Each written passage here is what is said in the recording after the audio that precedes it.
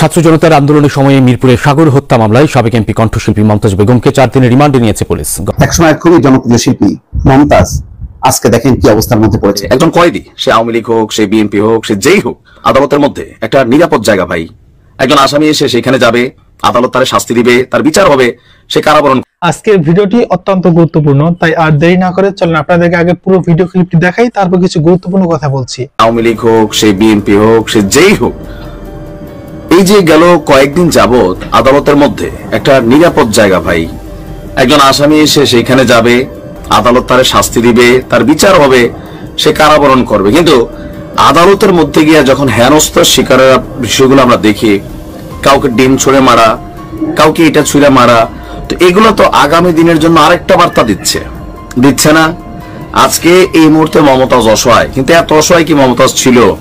অথবা আগামী 10 বছর পরে এরকম অসহায় থাকবে? 3 দিন আগে বিএনপি জামাত যে অসহায় ছিল, আজকে অসহায়ত্ব আছে নাই? সময় পরিবর্তন হয়ে যায়, এটা বাংলাদেশ।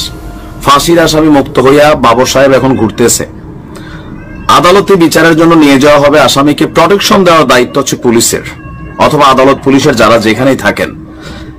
তো সেখানে গিয়ে যখন হেনস্থার শিকার হয়, আমরা মনে করি এগুলা আইনের সুশাসন প্রতিষ্ঠার পথে বড় একটা বাধা, তাও শিক্ষিত মানুষদের কাছ থেকে।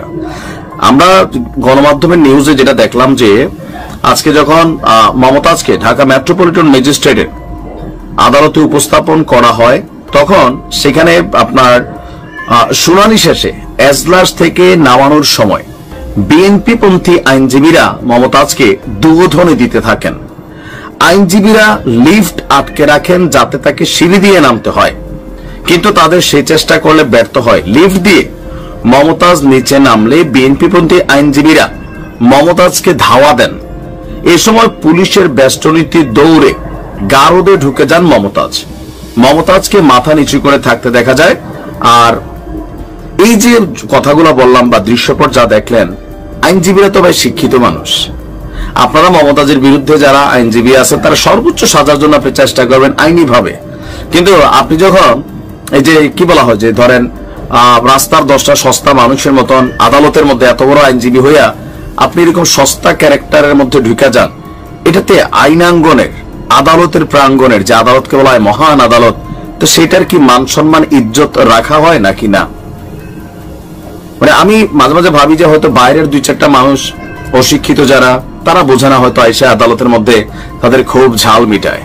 মমতাজ অপরাধী, তার ফাঁসি হয়ে যাক, কিন্তু আদালতে ঢোকার পরে একজন আসামির নিরাপত্তা নিশ্চিত করাও কি আসলে আদালতের দায়িত্ব নাকি না? আর এই ঘটনাগুলো কি একবার হচ্ছে? আওয়ামী লীগের কাউরে আদালতে তুললে সেখানে ডিম মারা হচ্ছে, এটা করা হচ্ছে, সেটা করা হচ্ছে। এগুলা দেখেন, এগুলা কোনোভাবে মানার সুযোগ নেই। আমি এর আগেও এগুলো নিয়ে কথা বলছি, সবসময় এগুলো নিয়ে কথা বলি, কারণ এই যে কালচার বাংলাদেশে আওয়ামী লীগ যা অন্যায় করছে সেটার 10 গুণ কালচার এখন তৈরি হচ্ছে। আবার এই 10 গুণের কালচারের জন্য আগামীতে হয়তো কখনো আবার 100 গুণ তৈরি হবে। এগুলা কি হওয়া উচিত? তার বিরুদ্ধে আপনারা আইনিভাবে লড়াই করবেন, তার সর্বোচ্চ সাজা নিশ্চিত করেন আইনের আওতায়। কিন্তু আদালতে আসলে আপনার আইনজীবীর মতন শিক্ষিত মানুষরা, আপনারা যদি ওই যে তারা ধাওয়া দেন, একজন মহিলা মানুষ, তারা ধাওয়া দিলেন, তো কি হইল? বীর পুরুষ হয়ে গেলেন? এগুলাতে মানে আমাদের আইনাঙ্গনের ভাবমূর্তিটা কোথাও না কোথাও নষ্ট হয় কিন্তু। আর ওই যে বিএনপি পন্থী, এই যে একটা বিএনপিরও কিন্তু এটা থেকে ইজ্জত বাড়ছে। আমার তো মনে হয় না যে মানে 10 জন শিক্ষিত মানুষ বা বুঝের মানুষ এই কাজটাকে পছন্দ করছে। দেখেন যেটা ভালো মনে করেন, কারণ ওই যে দিনে দিনে বাড়িতেছে দেনা, সুদিতে হইবে ঋণ। আজকে আওয়ামী লীগের ঋণ শোধ হচ্ছে, কখনো হয়তো আবার আপনাদের হবে। 4 দিন আগে আপনাদেরও হয়েছে। মমতাজ আজকে দেখেন কি অবস্থার মধ্যে পড়েছে। কালকে ধানমন্ডিতে স্টার কাবাবের পেছনের একটি বাসা থেকে তাকে গ্রেপ্তার করা হয়। লুকিয়েছিলেন তিনি, মাঝে মধ্যে তিনি ফেসবুকে হাজির হচ্ছিলেন, কিন্তু কোথায় তিনি সেটা জানান দিচ্ছিলেন না। এরকম লুকোচুরি খেলতে খেলতে তিনি গত রাতে ধরা পড়েন।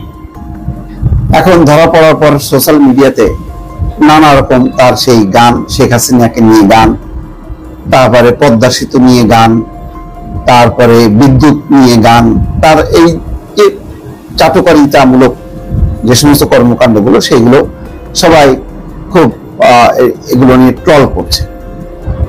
আজকে দেখেন তাকে আদালতে হাজির করা হয়েছে, 7 দিনের রিমান্ড চাওয়া হয়েছিল, 4 দিনের রিমান্ড মঞ্জুর করেছে। এটি হত্যা মামলা। সবচেয়ে বড় কথা হলো যে এখন সাধারণত ওই আওয়ামী লীগের এমপি মন্ত্রীদেরকে দেখে খুব একটা কেউ ধাওয়া টাওয়া দেয় না বা তুচ্ছ তাচ্ছিল্য করে না। মাঝে মধ্যে তাদেরকে দিয়ে কিছু সংবাদ সৃষ্টি করার জন্য সাংবাদিকরা নানা রকম প্রশ্ন করেন এবং সেখানে খুব হাস্যকর কিছু আচরণ করেন আওয়ামী লীগের এমপি মন্ত্রীরা। আজকে সেই মমতাজ, তিনি খবর হলো এই যে আইনজীবীদের দুয়োধনী দৌড়ে গারদে ঢুকলেন সাবেক এমপি মমতাজ। বুঝতে পারছেন যে এখন দৌড়াইতে হলো তাকে। বৈষম্য বিরোধী ছাত্র আন্দোলনে রাজধানীর মিরপুরে মডেল থানায় দায়ের করা হত্যা মামলায় গ্রেপ্তার সাবেক এমপি মমতাজ বেগমের 4 দিনের রিমান্ড মঞ্জুর করেছে আদালত।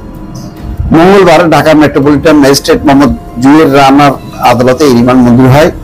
এই দিন মামলার তদন্তকারী কর্মকর্তা মিরপুর মডেল থানার পরিদর্শক মনিরুল ইসলাম সুষ্ঠু তদন্তের স্বার্থে তাকে জিজ্ঞাসাবাদের জন্য 7 দিনের রিমান্ড আবেদন করেছেন। বিকাল 3:45 শুনানি শেষে এজলাস থেকে নামানোর সময় বিএনপি পন্থী আইনজীবীরা মমতাজকে দুয়োধনী দিতে থাকেন। আইনজীবীরা লিফট আটকে রাখেন যাতে তাকে সিঁড়ি দিয়ে নামতে হয়, কিন্তু তাদের সেই চেষ্টা ব্যর্থ হয়। অতিরিক্ত পুলিশ এনে সরাই দেওয়া হয়। লিফট দিয়ে মমতাজ নিচে নামছে সত্য, এই সময় বিএনপি পন্থী আইনজীবীরা দুয়োধনী দিয়ে মমতাজকে ধাওয়া দেন। এই সময় পুলিশের বেষ্টনীতে দৌড়ে গারদে ঢুকে যান মমতাজ। মমতাজকে মাথা নিচু করে থাকতে দেখা যায়। সাংবাদিকদের প্রশ্নের কোনো উত্তর দেননি তিনি। নির্বাচন রাত 12:15 গতকালকে তিনি ধানমন্ডি থেকে গ্রেপ্তার হন। তো এই খবরটা দেখেন, আজকে যেখানে মমতাজের জন্য সবার চিৎকার করার কথা, তার পক্ষে স্লোগান হওয়ার কথা, আজকে এত বড় জনপ্রিয়, আজকে তাকে দৌড়াতে হচ্ছে।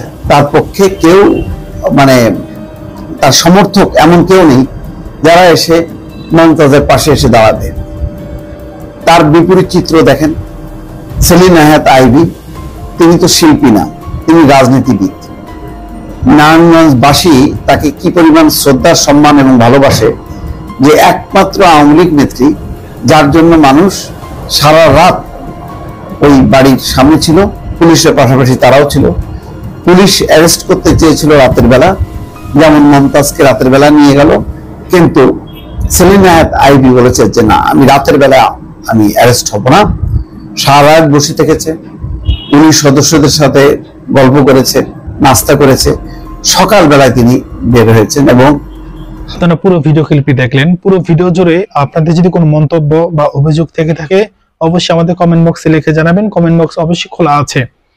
বর্তমান সময়ে এই সমস্ত বিষয়ে কথা না বললেই নয়। বর্তমান সময়ে যে সমস্ত কর্মকাণ্ডগুলো হচ্ছে, এই সমস্ত বিষয়ে প্রতিনিয়ত মানুষের কথা বলা উচিত, কিন্তু আমরা কথা বলতে পারছি না। কিন্তু আমরা যারাই সোশ্যাল মিডিয়াতে কথা বলি, আমাদের অধিকাংশ মানুষ দেখা যায় আমাদের শ্বাসকে রুদ্ধ করার চেষ্টা করে, কিন্তু এটা আসলে ঠিক নয়। আমরা আমাদের জায়গা থেকে যতটুকু পারি আমরা চেষ্টা করি প্রতিবাদ করার জন্য। আপনার জায়গা থেকে আপনি যতটুকু বলতে পারেন ততটুকু আপনি বলেন, কিন্তু আমাদেরকে কেন আপনারা বাধা দিচ্ছেন? আপনারা বাধা না দিয়ে আপনার জায়গা থেকে আপনি যতটুকু পারেন চেষ্টা করে যান। আপনার কাজ আপনি করেন, আমার কাজ আমাকে করতে দেন, তাহলে তো হয়ে যায়, তাই না?